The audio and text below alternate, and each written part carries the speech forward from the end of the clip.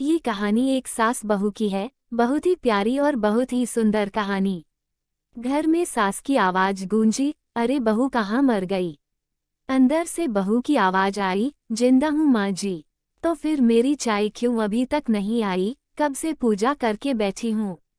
ला रही हूँ माँ जी, बहू ने कहा और बहू चाय के साथ भजिया भी ले आई। सास ने कहा तेल का खिलाकर क्या मरोगी। बहू ने कहा ठीक है माँ जी ले जाती हूँ।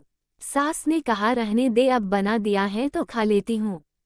सास ने भजिया उठाए और कहा कितनी गंदी भजिया बनाई है तुमने।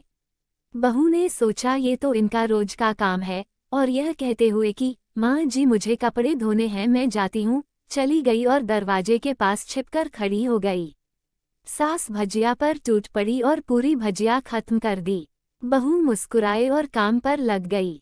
दोपहर के खाने का वक्त हुआ। सास ने फिर आवाज लगाई कुछ खाने को मिलेगा। बहू ने आवाज नहीं दी। सास फिर चिल्लाई भूखे मारोगी क्या। बहू आई सामने खिचड़ी रख दी। सास गुस्से से ये क्या है, मुझे इसे नहीं खाना, इसे ले जाओ। बहू ने कहा आपको डॉक्टर ने दिन में खिचड़ी खाने को कहा है, खाना तो पड़ेगा ही। सास मुंह बनाते हुए हाँ तू मेरी माँ बन जा। बहू फिर मुस्कुराई और चली गई। आज इनके घर पूजा थी। बहू सुबह 4 बजे से उठ गई।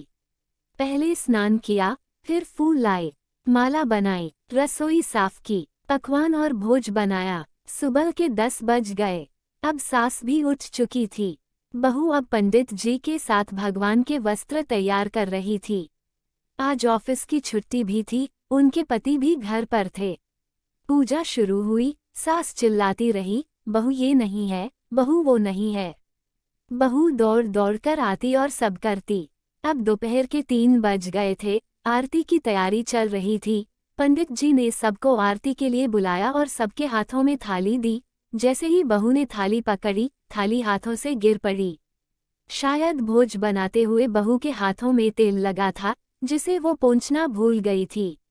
सारे लोग तरह तरह की बातें करने लगे। कैसी बहू है, कुछ नहीं आता, एक काम भी ठीक से नहीं कर सकती, ना जाने कैसी बहू उठा लाए, एक आरती की थाली भी संभाल नहीं सकती। उसके पति भी गुस्सा हो गए पर सास चुप रही, कुछ नहीं कहा, बस यही बोल के छोड़ दिया सीख रही है, सब सीख जाएगी धीरे धीरे। अब सबको खाना परोसा जाने लगा। बहू दौड़ दौड़ के खाना देती, फिर पानी लाती। करीब 70-80 लोग हो गए थे। 2 नौकरों के साथ बहू वहां के सारे काम बहुत ही अच्छे तरीके से करती रही। अब उसकी सास और कुछ आस पड़ोस के लोग खाने पर बैठे। बहू ने खाना परोसना शुरू किया। सबको खाना दे दिया गया। जैसे ही पहला निवाला सास ने खाया, तुमने नमक ठीक नहीं डाला क्या, एक काम ठीक से नहीं करती, पता नहीं मेरे बाद कैसे ये घर संभालेगी। आस पड़ोस वालों को तो जानते ही हो ना साहब, वो बस बहाना ढूंढते हैं नुक्स निकालने का। फिर वो सब शुरू हो गए, ऐसा खाना है, ऐसी बहू है, ये वो वगैरह वगैरह। दिन का खाना हो चुका था। अब बहू बर्तन साफ करने नौकरों के साथ लग गई। रात में जगराता का कार्यक्रम रखा गया था। बहू ने भी 1-2 गीत गाने के लिए स्टेज पर चढ़ी। सास जोर से चिल्लाई मेरी नाक मत कटा देना, गाना नहीं आता तो मत गा, वापस आ जा। बहू मुस्कुराए और गाने लगी। सबने उसके गाने की तारीफ की, पर सास मुंह फुलाते हुए बोली, इससे अच्छा तो मैं गाती थी जवानी में, तुझे तो कुछ भी नहीं आता। बहू मुस्कुराए और चली गई। अब रात का खाना खिलाया जा रहा था। उसके पति के ऑफिस के दोस्त साइड में ही ड्रिंक करने लगे। उसका पति चिल्लाता थोड़ा बर्फ लाओ, तो सास चिल्लाती यहाँ दाल नहीं है। फिर पति चिल्लाता कोल्ड ड्रिंक नहीं है, पापड़ ले आओ। इधर उधर आखिर में उसके पति की कोल्ड ड्रिंक गिर पड़ी उसके एक दोस्त पर और बोलत टूट गई। पति गुस्से में 2 झापड़ अपनी पत्नी को लगाते हुए कहा जाहिल कहीं की, देखकर नहीं कर सकती, तुझे इतना भी काम नहीं आता। सारे लोग देखने लगे। उसकी पत्नी रोते हुए कमरे की तरफ दौड़ी। फिर उसके दोस्तों ने कहा क्या यार पूरा मूड खराब कर दिया, यहाँ नहीं बुलाया होता, हम कहीं और पार्टी कर लेते। कैसी अनपढ़ गंवार बीवीला रखी है तूने, उसे तो मेहमानों की इज्जत और काम करना तक नहीं आता, तुमने तो हमारी बेइज्जती कर दी। अब आस पड़ोस की औरतों को और बहाना मिल गया था। वो कहने लगी, देखो क्या कर दिया तुम्हारी बहू ने, कोई काम की नहीं है। मैं तो कहती हूँ अपने बेटे की दूसरी शादी करा दो, छुटकारा पाओ इस गंवार से। सास उठी और अपने बेटे के पास जाकर उसे थप्पड़ मारा और कहा, अरे नालायक, तुमने मेरी बहू को मारा, तेरी हिम्मत कैसे हुई, तेरी टांग तोड़ दूंगी।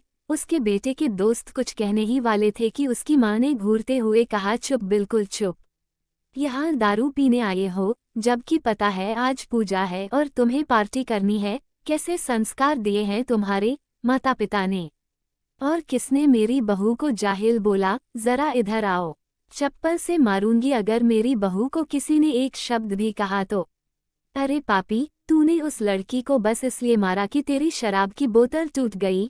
पापी, वो बच्ची सुबह 4 बजे से उठी है, घर का सारा काम कर रही है, ना सुबह से नाश्ता किया ना दिन का खाना खाया, फिर भी हंसते हुए सबकी बातें सुनते हुए, ताने सुनते हुए घर के काम में लगी रही। तेरी यार दोस्तों को वो अच्छी नहीं लगी, जूते से मारूंगी तेरे दोस्तों को जो कभी उन्होंने ऐसा कहा। उसके यार दोस्त चुपके से खिसक लिए। अब सास बहू के कमरे में गई और बहू का हाथ पकड़कर बाहर लाई। सबके सामने कहने लगी, किसने कहा था अपनी बहू को घर से निकाल के दूसरी बहू ले आना, जरा सामने आओ। कोई सामने नहीं आया। फिर सास ने कहा, तुम जानते भी क्या हो इस लड़की के बारे में, ये मेरी माँ भी है, बेटी भी। माँ इसलिए मुझे गलत काम करने पर डांटती हैं और बेटी इसलिए कभी कभी मेरी दिल की भावनाएं समझ जाती हैं। मेरी दिन रात सेवा करती है, मेरे 1000 ताने सुनती है पर एक शब्द भी गलत नहीं कहती, ना सामने ना पीठ पीछे।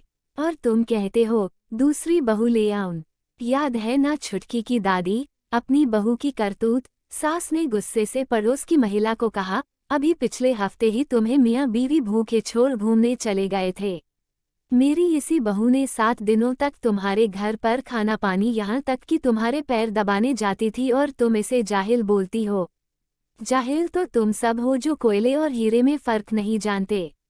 अगर आइंदा मेरी बहू के बारे में किसी ने एक लफ्ज भी बोला तो मुझसे बुरा कोई नहीं होगा, क्योंकि ये मेरी बहू नहीं, मेरी बेटी है।